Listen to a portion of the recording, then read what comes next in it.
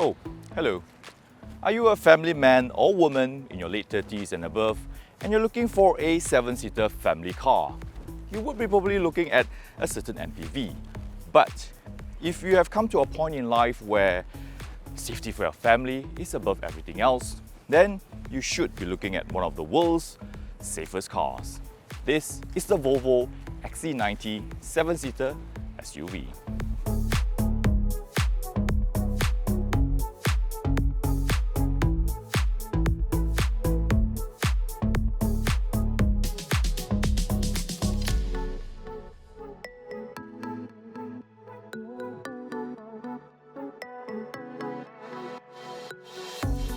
I know what you're thinking. Yes, this is the same second-generation Volvo XC90 that was launched in 2015.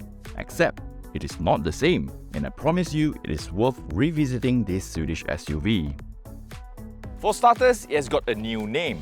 This here is the 2023 Volvo XC90 Recharge T8 Ultimate.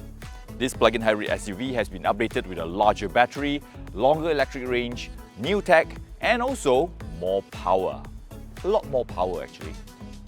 What's even better is that it was also awarded the 2023 Top Safety Peak Plus Award by IIHS, making it still one of the safest cars you can buy.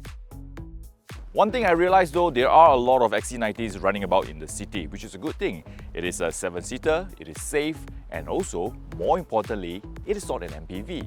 So, are we actually looking at the ultimate family car here?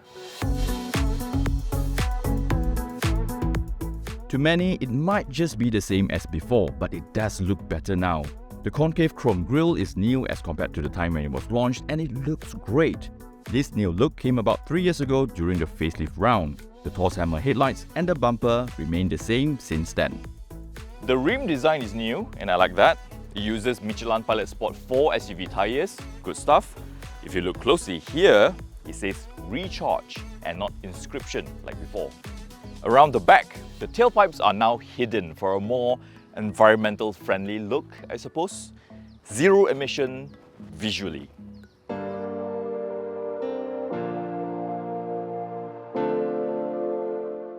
On the inside, it still looks great with the minimalistic Scandinavian design language and the Orofers crystal as the cabin's centerpiece. Also, not forgetting the 1,400-watt 19 speakers high-end audio system by Bowers & Wilkins. There are a few changes. Notably, the wood panels are now with a lighter tone, and there's also a wireless charging as well. The middle cluster is now the same as the ones in the C40, but unlike before where you can change the themes, here it's pretty much it. You get to toggle between with or without the map in the center. A lot simpler. The major change in here is within the head unit. It now uses Android Automotive OS, just like the other Volvo EV models. It no longer uses their own Sensors Connect system, so it is now more familiar, more like our everyday device. It also comes with Apple CarPlay and Android Auto, but it has to be wired though. It is now capable of downloading and installing updates over the air. The head unit is constantly connected to the internet via a SIM card that comes with the car, a complimentary service that you get for 4 years. As of today, this particular unit is updated to the latest version. So your XC90 is like your smartphone. It is able to update and improve itself to serve you better. I've experienced it myself firsthand. There was an update yesterday and there is actually a significant improvement in how it drives. I'm going to tell you about that later on. On top of all that, it also comes with Google Assistant. Just like a smartphone, you're able to ask for weather forecast, play the music, navigate to wherever you want to go, and all that. The large panoramic sunroof makes the already spacious cabin even more airier. Top it off with the air vents on the B-pillars and the center console. It is such a nice place to be driven around in. But if you're the driver yourself and you're driving your little boss around, well, when I say little boss, I mean your kid, there is a built-in booster seat for your little boss. Although I wish there are 2 on the sides instead. Now, perhaps the most important question of all, is this a proper 7-seater SUV or just a 5+2? I'm happy to report that this is a proper 7-seater SUV. Your passengers back here will be very comfortable. There's aircon vent back here, the opening of the window is huge, enough leg room, the seats are comfortable, except for the limited space in the footwell because of the railing. Other than that, it is all good. Now let's talk about the boot. Because the hybrid battery is hidden in the center tunnel and not underneath the boot floor, you get lots of space, especially with the third row seats folded down. If you're moving your house, just fold the second row seats for a flat floor and you're good to go.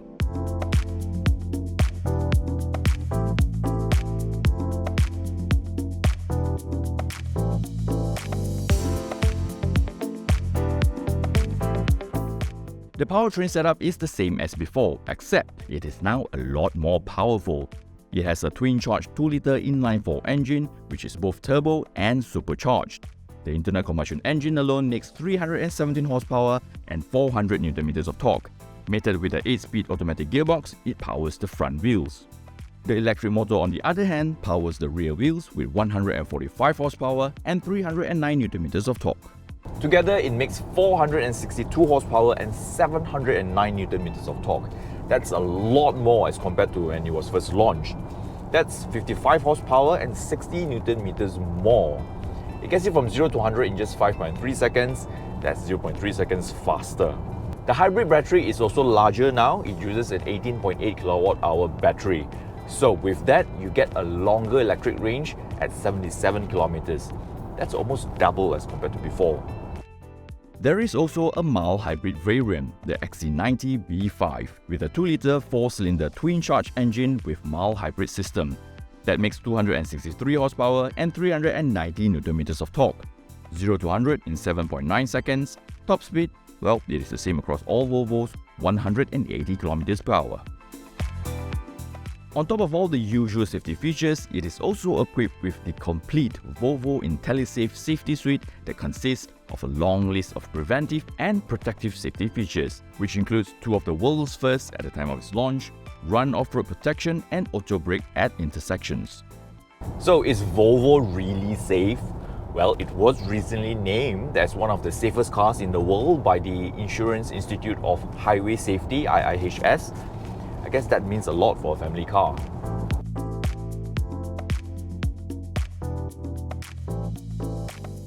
It's been over 5 years since I last drove an XC90, and driving this latest updated version now, it feels very familiar. It feels right at home. In fact, it just reminded me how nice a Volvo is to drive. It is, hands down, one of the best SUVs out there to drive and also to be driven in. If you have been watching this video up until this point, you would probably be considering one of these.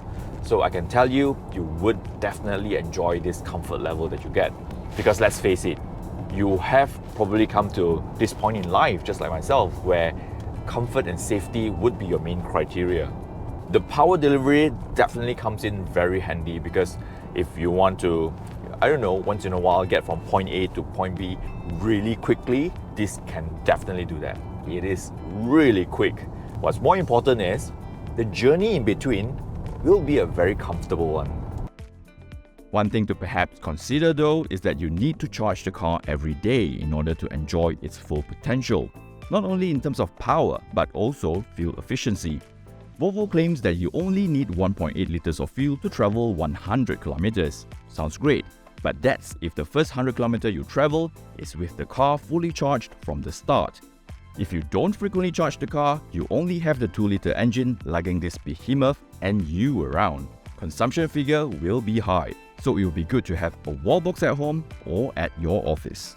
The XC90 was the first car that I've driven in with level 2 autonomous driving. That was about 6 years ago. Volvo calls it the pilot assist, and they make it so easy to engage it.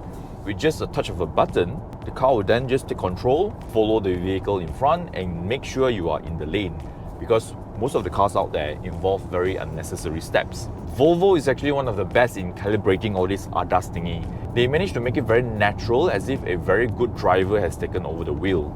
In fact, Volvo is constantly improving it through the over-the-air update. So just the other day, there is an update on improving the low-speed follow for adaptive cruise control. So after that, with the pilot assist feature activated, I actually felt the improvement. It is now better at anticipating vehicles that are cutting into the lane in front. The braking is now smoother and it is not as abrupt as before. So with such over-the-air update, your car will be improving constantly. And I think that's really cool. Even after so many years, the XC90 remains very desirable. I wanted one when it was first launched. Now that I'm a father of two, I want it even more. For the price that you're paying, you get a whole lot of features. Ventilated seats, air suspension, complete safety systems, bowers and wheel keens, huge panoramic sunroof and all that. In fact, because it is a locally assembled hybrid vehicle, we're actually paying lesser for one here in Malaysia as compared to the UK, which is an unusual case. So when it comes to value for money, this is it. So, is this car for you? Well, if you're looking for an SUV that is powerful, spacious, comfortable, practical, and also you are serious about your family's safety, then yes. But if you think this is just a bit too much for you, a bit too complicated, a bit too high-tech, and you want something a bit more simpler, something that's easier for your elderly folks to get in and out of comfortably, then probably not. If you want to find out more about this 2023 Volvo XC90 Recharge T8 Ultimate, do log on to AutoBuzz.my. If you like our video, do give us a thumbs up, share and subscribe to our YouTube channel by clicking on the logo or the subscribe button below. And remember to turn on the notification bell to receive updates whenever we upload a new video. Thank you for watching. Goodbye. How do you say goodbye in Swedish?